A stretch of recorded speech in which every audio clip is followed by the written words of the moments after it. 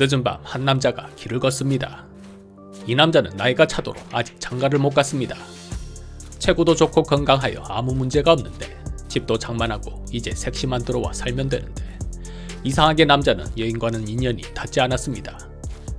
누군 뭐 장가가기 싫어서 한 거나 여자가 있어야 가지. 그런데 저 멀리서 여인이 다가옵니다. 남자는 살면서 그렇게 예쁜 여자는 처음 봅니다. 이게 웬 횡재냐 싶었습니다. 말을 걸어볼까 전화번호를 아참 이때 전화는 없었네요. 그런데 여인이 다가와 먼저 말을 겁니다. 남자는 너무나 기뻤습니다. 그런데 이런 젠장, 그녀는 유부녀인가 봅니다. 아기를 안고 있는 모습을 뒤늦게 발견했습니다. 남자의 마음은 일순간 김이 팍 셉니다. 여인이 부탁했습니다. 아기를 잠시만 좀 안아달라고.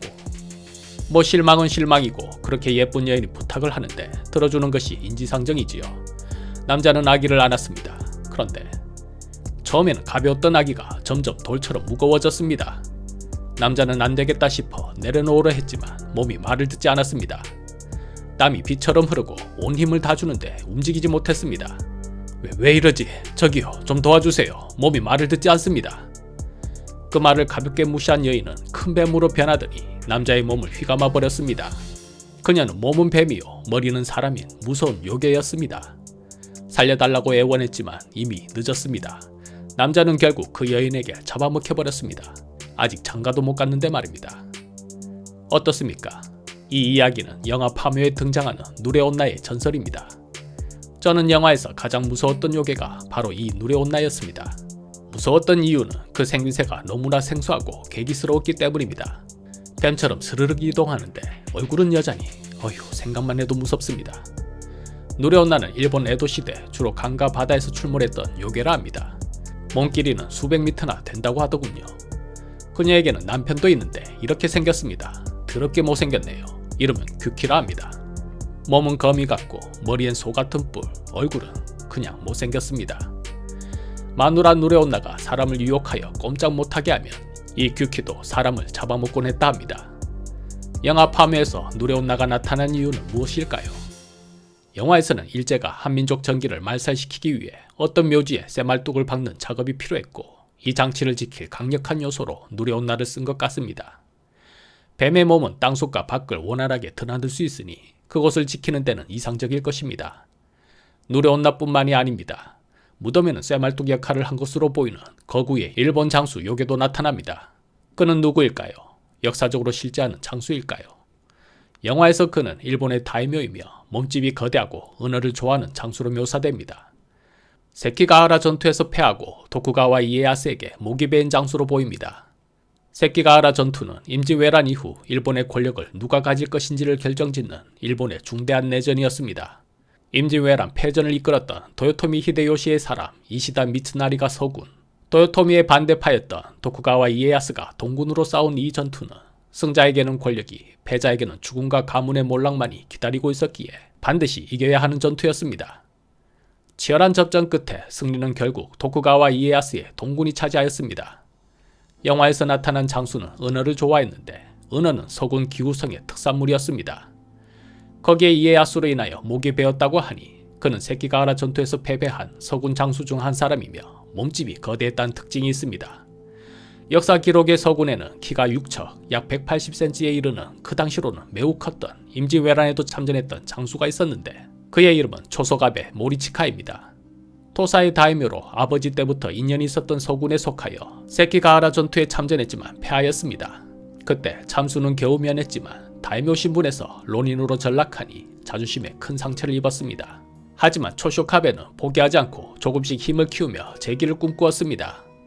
그러나 15년 후 오사카 전투에서도 패배하여 그의 재기는 이루어지지 못했습니다. 이에야스는 할복을 원했지만 초쇼가베는 할복하지 않고 이렇게 말했습니다. 목숨은 아까운 것이요, 출가하여 중이 될 테니 살려만 주시오. 그것은 믿을 수 없는 말이었습니다. 세키가하라 전투에 이어 오사카 전투까지 연이어 반기를 드는 그를 이에야스는 살려줄 수 없었습니다. 초쇼가베는 또 이렇게 말했습니다. 이 목숨과 오른손이 남아있다면 이에야스와 그의 아들 히데타다를 죽일 수 있다. 역시 후환이 두려웠던 이에야스는 초소가베와 그의 자녀들까지 참수하였습니다. 이렇게 초소가베 직계 혈통이 완전히 멸족되었으니 그 원한이 얼마나 컸겠습니까? 영화에서는 그 한많은 장수의 관을 엉뚱하게도 한반도 땅의 묘지에 세로로 꽂아 철심 역할을 하게 하였으니 그 원한을 우리 민족에게 돌려버린 것입니다. 세키가하라 전투에서 패배하여 이에야스에게 참수당한 장수로는 임진왜란의 선봉장이었던 고니시 유키나가도 있습니다. 영화 속 대사에서 북으로는 한양을 점령하고 계속 북으로 진군하는 그의 모습을 연상할 수 있습니다. 그래서 영화에 등장하는 일본 장수는 고니시 유키나가라고 말하는 사람도 있습니다. 어쩌면 초소가베와 고니시를 합하여 만들어진 괴물일 수도 있겠습니다. 여기까지 영화에서 나오는 일본 요괴들이 누구였는지에 대한 이야기였습니다. 영화 곳곳에는 일본으로부터 나라를 지키려 했던 우리 독립운동가의 이름도 나타납니다. 주인공 김상덕은 친일파 처단을 위한 반민족특별조사위원회 초대위원장이었으며 무당 이화림은 3.1운동가 한인애국당 활동을 했던 여성 독립운동가였으며 남자 무당 윤봉길은 말이 필요 없는 그 유명한 독립운동가 윤봉길입니다. 장의사 고영근은 명성황후 시에 참여했던 우범선을 끝까지 추적하여 일본에서 살해한 개화파 지식인입니다. 원보스님은 민족주의 독립운동가이자 정치인 김원봉, 아줌마 무당역 오광심 역시 독립운동가입니다. 여학생 무당 박자애는 간호사 출신 독립운동가이며 단재 신채호의 아내였습니다. 차량번호 0301은 3.1운동을 상징하고 1945-082로는 우리가 일제에 해방된 1945년 8월 15일 광복을 상징합니다. 이처럼 영화에는 자랑스러운 독립운동의 의미가 담겨져 있었고 우리 민족 정기를 빼앗기 위해 쇠말뚝을 박는 일까지 서슴지 않았던 일제의 만행을 비판하였습니다. 일본은 두려웠을 것입니다. 우리가 그들보다 더 강성해질까? 그 힘으로 나중에 일제의 만행을 복수하지는 않을까? 그래서 쇠말뚝을 박는 등 우리 민족이 힘을 빼는데 혈안이 되었던 것 같습니다. 그런데 역사적으로 일본은 정말 우리 민족의 정기를 끊기 위해 쇠말뚝을 박는 짓을 했을까요? 결론은 정황은 있으나 증거는 없다입니다. 이 쇠말뚝설이 본격적으로 시작된 것은 일본 육군 장군 야마시타 도모유키에 의해서입니다. 일본 패망 후 전범 재판에 선 야마시타는 자신이 조선에서 근무할 당시 조선 민족의 정기를 끊기 위해 쇠말뚝 수백 개를 박았다는 말을 영어 통역관 신세우에게 털어놓았다는 이야기가 사람들 간에 전해졌습니다. 하지만 당시의 재판 기록과 문서들에는 쇠말뚝 이야기는 없었고 조선인 통역관의 정체 또한 명확하지 않았다고 합니다.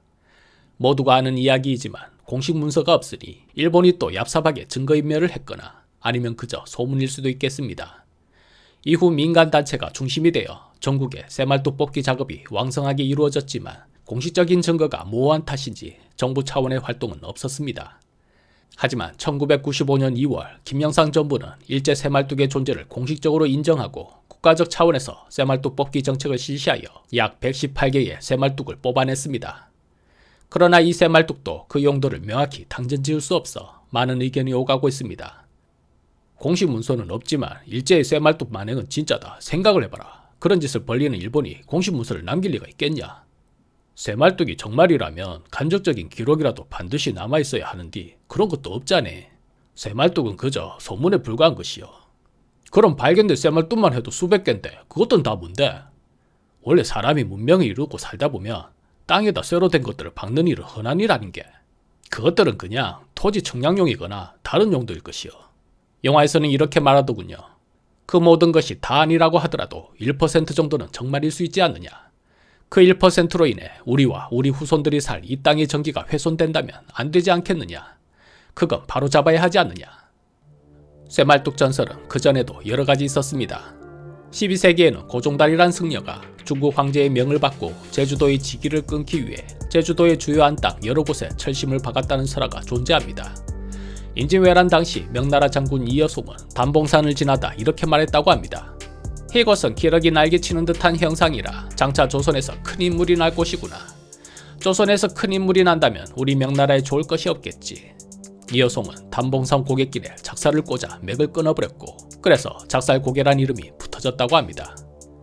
하지만 모두 전해져 내려오는 이야기일 뿐 공식적인 문서가 남아있지 않다는 것은 오늘날 쇠말뚝에 대한 많은 상상을 낳게 하는 이유이기도 합니다.